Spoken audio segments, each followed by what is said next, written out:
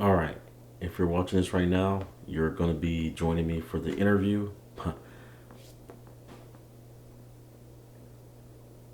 All right. If you're watching this right now, you're going to be joining me for the review of older movies. And I use the word older lightly because I believe that every movie, every film should be appreciated. That comes to, like I said, bad movies, good movies. It doesn't matter what level and standard. The thing is, we have to appreciate every movie that came out from the early 1900s all the way into now. You have to appreciate every film that paved the way for other ones. And whether it's remade, whether it's rebooted, whatever it is. And I have my own standpoints on the remakes and reboots, but I'm going to be reviewing any movie that's before, because there's a lot of movies that people haven't seen. You can name a movie and be like, oh wow, you never seen this movie. That's kind of crazy that people today just, younger crowds, of course, they're younger, they're not shown everything, their parents don't show them everything, and they're not experiencing like good quality film sometimes, because in today you pretty much have amazing cameras, amazing sound equipment, amazing CGI effects, and almost anybody nowadays with that access can make a pretty decent looking movie.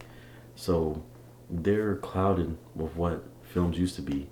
Practical effects, um, having to make their soundtrack from the ground up using like crazy stuff, a lot of Foley stuff. But sound effects used to be so different, and nowadays it's just a digital world, all computers, CGI, and they don't even act the same way. And bringing a standpoint, I want to review literally one of my favorite movies of all time because it's important for filmmaking, but it's also important for this franchise itself, of what the essence of what this franchise was and is. But just people don't know this movie sometimes, and even though everyone knows the logo, they can be like, "Oh, I seen it."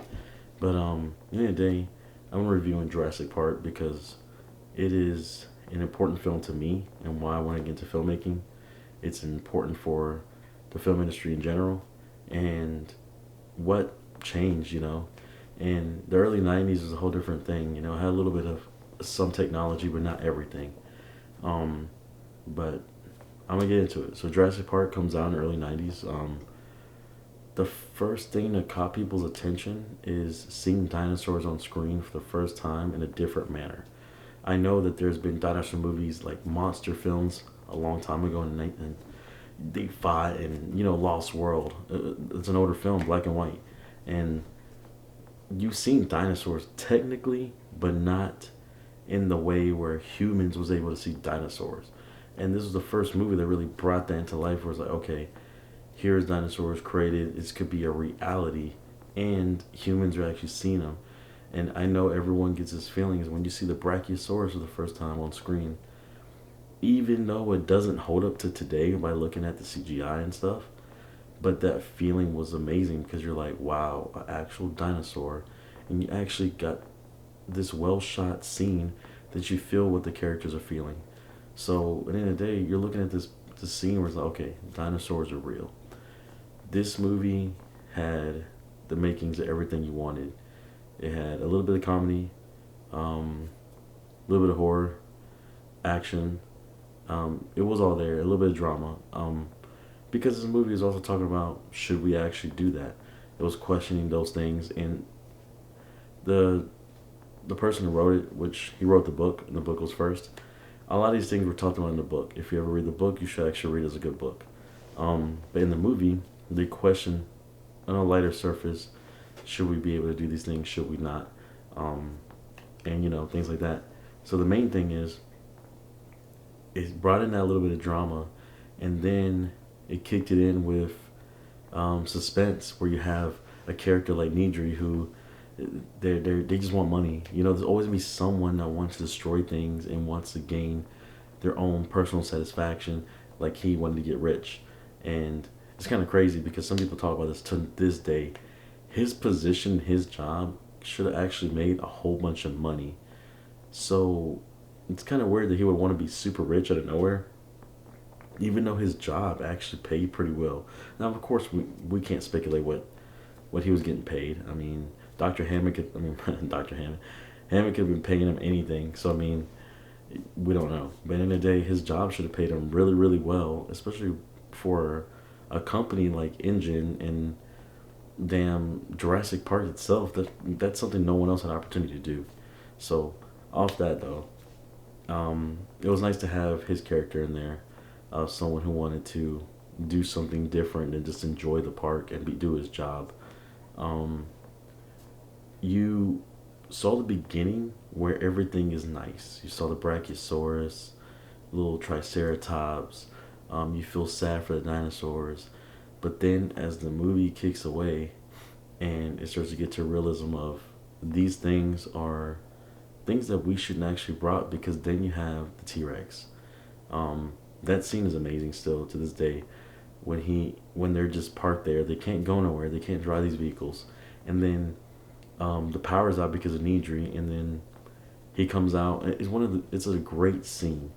It feels real and feels like that's what they would do today, which is something that you have to think about in movies. Is that you have to think, okay, are these characters smart and intelligent? They really are. Everyone in this movie is smart and intelligent enough. Um, and that scene is amazing. You never get that scene in your head when he breaks through, and he's trying to break to the car, especially when he eats the lawyer. That's a big scene.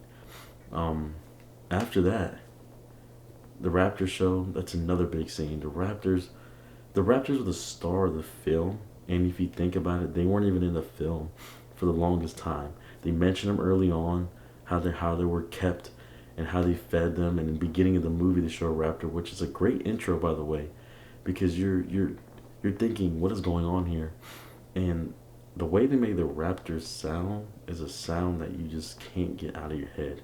It's an amazing sound, even though it's like a screech and a harsh screech, but it's like a great, amazing sound. Um,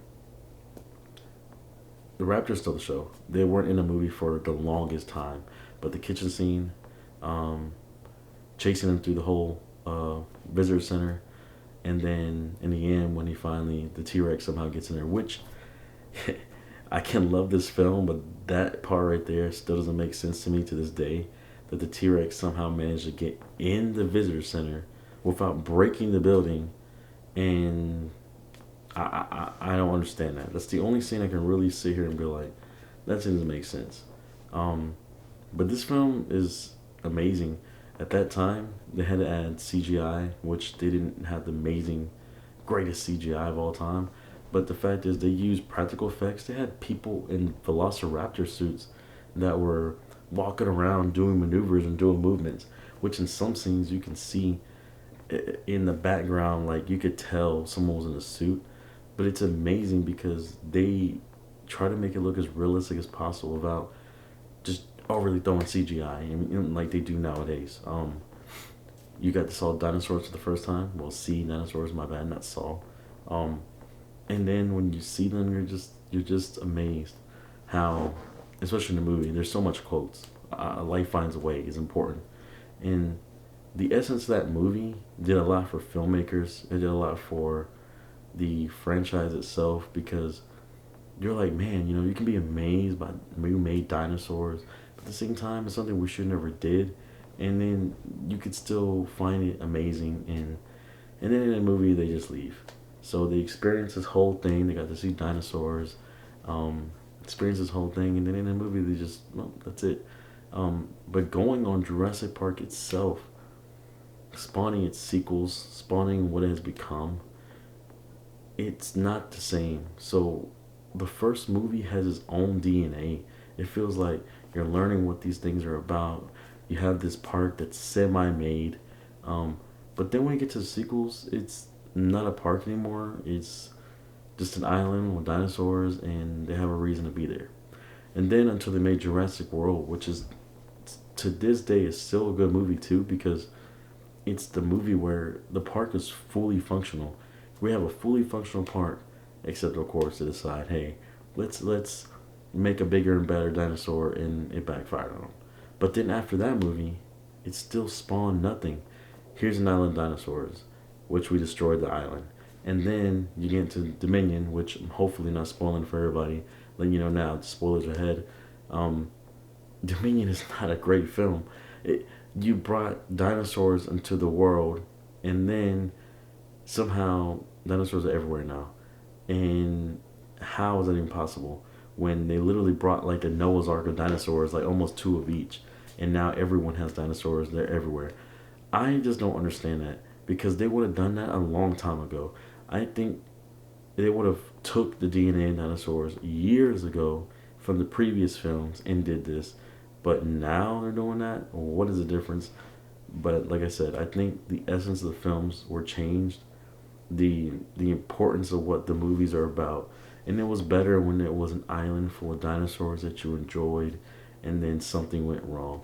I think that's the extent these films have, and I don't really see a future within this. I do enjoy the show, the cartoon they put on Netflix. It's pretty enjoyable, but it takes place during parts of the movies, so that's really good.